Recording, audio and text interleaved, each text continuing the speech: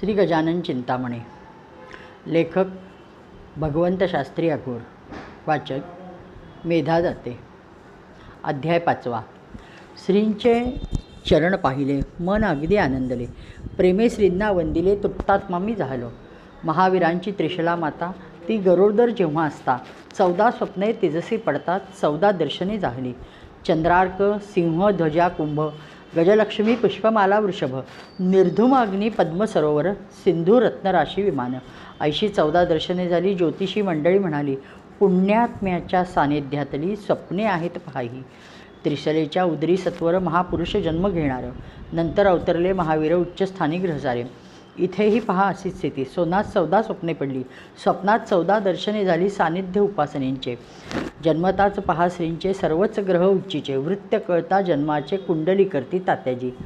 प्रवृज्जा योग असे त्यांना होता जो गौतम बुद्धांना. ऐसे उद्गारून त्यांना ग्रह दिसले उच्चीचे. भाऊसाहेब शिंगवेकर कळता आनंदले फार. माझा प्रयोग यशस्वी तर पूर्ण झाला असेच. आदिशक्तीचा आविष्कार तैसा प्रकटला पूर्णावतार. धन्य धन्य मी साचार ऐसे म्हणते त्यावेळी. परमेश्वराने धारण केले हे जे बालरूप घेतले, पाहून फार आनंदले मन हे सोनामातेचे.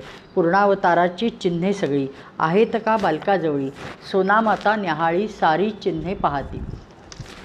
एखादे चिन्ह घालण्याचे राहिले जर ब्रह्मदेवाचे, आपण प्रदान करू त्याचे ऐसा विचार मनी केला. ब्रह्मदेव जर चुकला, आपण सुधारू चुकीला.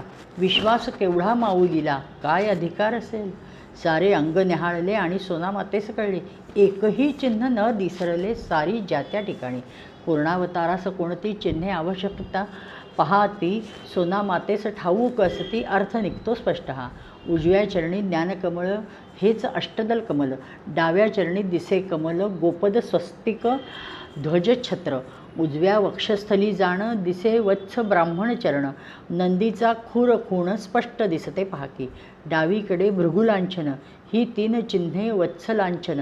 शेजारी श्रीनिकेतन वक्षस्थली दिसत असे.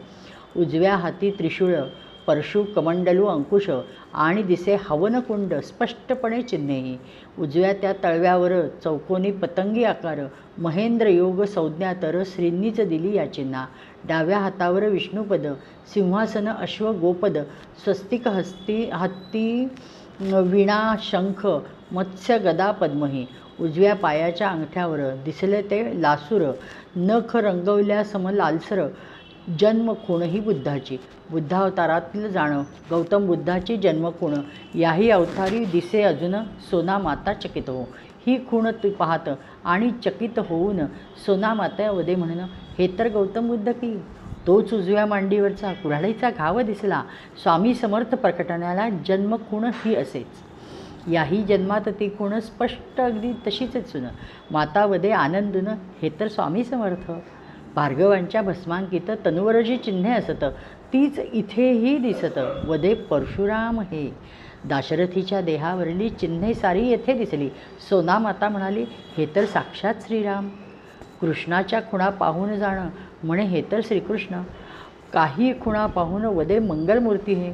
गुरु दत्तात्रेय हे. श्रीपाद श्री वल्लभ हेच. नरसिंह सरस्वती हेच स्वामी समर्थ. परंपरा समर्थांची पुढे चालवावयाची कुऱ्हाडीच्या घावाची खूण म्हणून विराजे. सोनामाता गुंतली. जो विचार करू लागली, सकल दैवते भेटली श्रींच्या बालरूपे या. श्रींच्या उजव्या मांडीत कुऱ्हाडीचा जो घाव असत, त्यात नरसिंह मूर्ती दिसत. चमत्कार हा केवढा. जी चिन्हे शास्त्रात विदित श्रींच्या शरीरी ती सारी दिसत. अनामिक चिन्हे विपुल असत श्रींच्या शरीरावर. नवजात या बालकासाठी पाळणा तयार करण्यासाठी, उत्कृष्ट सुतार मिळवण्यासाठी भाऊसाहेब निमग्न. आपल्याच खात्यातला वधवा सिंह सुतार भला. पाळणा करावयाचा कसला सर्व त्याला निवेदिले. पूर्णावतारासाठी छान पाळणा असावा दैदिप्यमान.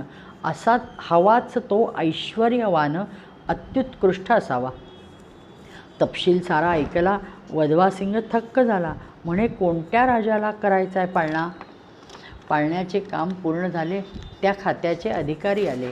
मॅकफर्लिन बघून म्हणाले, कोणत्या राजाचा पाळणा हा. राजाच काय, पण राजांचाही राजा जाणं. माझा तो नातू असून उत्तर एकच दोघाचं. पाळणा ऐसा सुंदर छान जाती कोणाचेही डोळे दिपून थक्क पाळणा पाहून पाहणारा होत असे. मातेस 14 स्वप्ने पडली, त्यातून 14 दर्शने झाली. घटना दृश्य अधिक दिसली सोना मातेस पाहती. टेकडीची स्वप्नात तोच महेंद्रगिरी पर्वत, साधू तपस्वी दिसत भगवान परशुराम ते. परशुराम भेटतात, घरी येऊन जेवतात आणि आशीर्वाद देतात. अर्थ मोठा यामध्ये. अशा रीतीने परशुरामांचा तैसा महेंद्रगिरीचा संबंध आला दोघांचा श्रींच्या जन्मापूर्वीच. सोनामातेच्या सुवर्णकुशीतून सुवर्ण चरण हो निर्माण, सुवर्णपदे अवतरण सुवर्णभूमीवरिया. निर्दाळण्या दुष्टास प्रतिपाळण्या सज्जनास रक्षण या विधास पूर्णावतार प्रकटला. परमेश्वराचे रूप बाळ बघण्यास जमले देवमंडळ, विमानांनी गगनमंडळ भरून गेले सर्वही. देवांची ती गर्दी झाली, दिव्य पुष्पे उधळली, देवमंडळी तुष्टली बालरूपे ते पाहून. वर्ण केतकी रक्त गौर, कर्ण दिसतो मोहक फार, तेजस्वी सकल शरीर, चरणे मऊ नाजूक, नयन अत्यंत तेजस्वी, भव्य भाळ ओजस्वी, रेशमी काया सर्वस्वी, भासे स्वामी समर्थ. मोहक कमलासम नयन, आकर्षक कमलासम वदन, कमलसम मृदुल चरण, भव्य बाहू दिव्यते. बारसे केले थाटात लोकनात्याचे जमत, सोहळा झाला वैभवात नाव ठेविले मुलाचे. प्रत्यक्ष शंकर ज्यांचे पिता, साक्षात भवानी ज्याची माता, पुत्र त्यांचा कोणता तेच नाव ठेविले. कल्याणांचे कल्याण, मांगल्यांचे मांगल्य जाणं, करी संकटांचे निवारण, नाव गजानन ठेविले. 1920 साला उपासने निघाले काशीला, साकोरी खरगपूर रायपूरला पुढे जाऊन पुढे निघाले. उपासनी बाबा समवेत भाऊसाहेब निघत, सोनामाता स्त्रीही जात त्यांच्या समवेत काशीला. उपासनी बाबा काशीत आपले यज्ञोपवीत विसर्जित करती गंगेत, जीवनमुक्त पाहते. सर्वस्वाचा अगदी पुरा त्याग केला त्यांनी खरा, यज्ञोपवीत त्यांच्या शरीरा असो नसो सारखेच. त्यांनीच श्रींच्या मुंजीत श्रींस घातले यज्ञोपवीत, अर्थ मोठा यात असत स्वाध्याय हवा यावर. 1921 साली सोनामातेस कन्या झाली, कमला नामे शोभली, सार्थ नाव झाले. 1921 साली आश्चर्यकारक घटना घडली. शिवानंदांची स्वारी बसली झोपाळ्यावर एकदा. अचानकपणे त्यावेळी रडण्यास त्यांनी सुरुवात केली. मंडळी सारी घाबरली. काय झालेच कळेना. मोठमोठ्याने रडता रडता हसू लागले. बघता बघता लोकास लागली फार चिंता, उपाय करती म्हणून. भाऊसाहेब स्वामीजींना दाखवती उपासनी बाबांना, पाहता शिवानंदांना उद्गारले उपासनी, हे सामान्य पुरुष नव्हेत, यांची योग्यता मोठी असत. स्वतः सिद्ध जीवनमुक्त महान योगी असती ते. शिवानंदांविषयी असा अभिप्राय तो असतो तसा, उपासनी बाबांचा असा योगीच जाणे योग्य असं. 1921 साली एक दिव्य घटना घडली. उमा काकू त्यावेळी होत्या रायपुरात.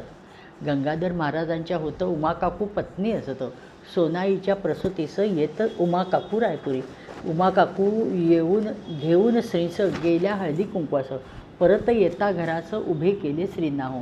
तात्याजींच्या खोलीजवळ एक आहे समाधीस्थळ, तिकडे गेले तात्काळ. श्रींचे लक्ष पहा की समाधीच्या भिंतीवर दिसला महामूषक भयंकर.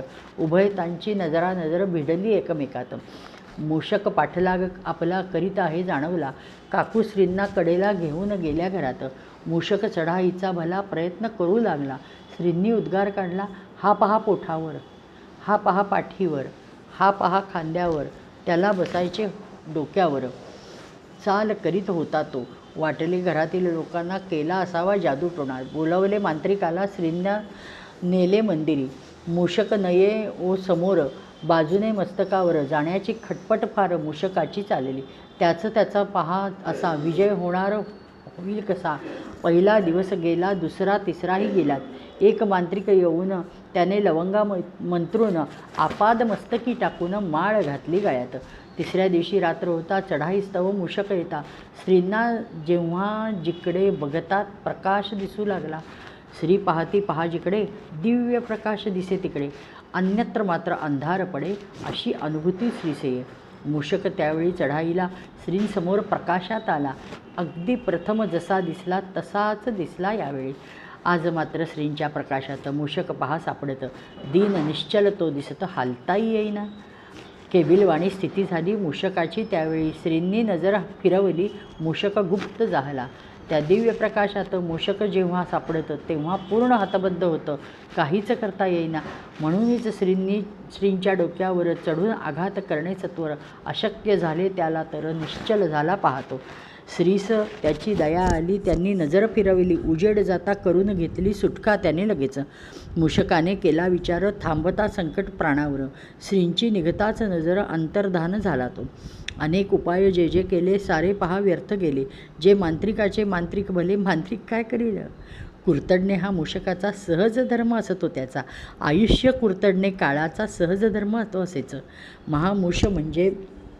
महामूषक म्हणजेच हा महाकाळ तो असतो पहा, चढाई करण्यास येता महा हतबद्ध हो श्रींपुढे. महाकाळाची मात्रामुळी श्रींस पुढे काही न चालली, चढाईच जेव्हा उलटली गुप्त झाला निमिषात. महाकाळावर विजय श्रींनी मिळवला निसंशय, 3 वर्षाचे अवघे वय, कर्तृत्व किती अतर्क्य. 1922 सन, एक लाकडी पिंजरा करून आत बैसले जाऊन उपासनी बाबा ते. पिंजऱ्यास दारही न ठेवती, कशासही न बाहेर येती, लोक बाबास प्रार्थिती, काय चुकले सांगा हो. भवसागर हा पिंजरा असत, मानव त्यात पुरा अडकत, तरुण जाण्यास शाश्वत प्रयत्न सारे करावे जीवांनी. आपल्या अशा कृतीने कळावे सकला म्हणून सच्चिदानंद उपासनी बद्ध झाले स्वतः. या बद्ध जीवात्म्यास काय करावे मुक्त होण्यास, समस्या ही सकलास विचारती बाबा ते. या समस्येची उकल कोण पहा करील, उपाय कोणता असेल, षष्ठाध्यायी विवेचन. श्रींस स्मरुनिया सदा, प्रार्थितो मजसी काही वदा, वंदून श्रींच्या सुदिव्य पदा. 5वा अध्याय संपला. अध्याय 5वा संपला. श्रीकृष्णार्पणमस्तु. श्री गजाननार्पण.